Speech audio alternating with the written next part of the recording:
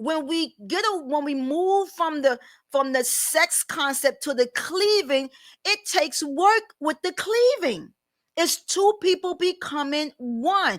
And that's why I say when people are cleaving, amen. And I want to give something else in reference to that cleaving, because this is what really caught me when I was really looking up in Genesis 2 and really searching, what does that cleaving really mean? You understand what I'm saying? And in that Genesis, and I ran across some. I was really studying, searching, and two ways came out of it that I came across. Two people being held together by a force.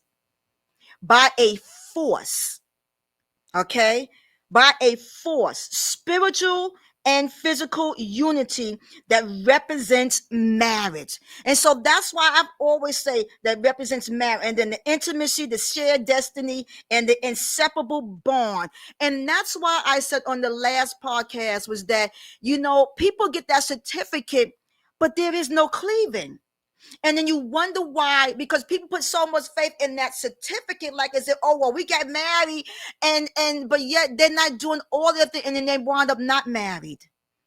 Because it's not the piece of paper that makes you married. It's you honoring. It's you. I wrote some notes down. It's you. It's about two people being faithful spiritually. That's in covenant. That's spiritually. You know what? That's why people say my soulmate sometimes. Amen. Amen.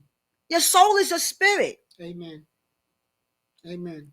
Your soul is your spirit. You know what I'm saying? It's where people do not forsake God for other gods. That's what cleaving involves. It's not just the sex. It's not just the sexual. When our hearts are directed towards God and firmly on God to do his will, there is nothing that you will allow to separate you after you have done the intimate part. But when it's just about sex and not cleaving, that piece of paper means nothing. Amen. You're just following the law. Amen. And as I said early, it was never about the law. Amen. It was about relationship and covenant. Amen.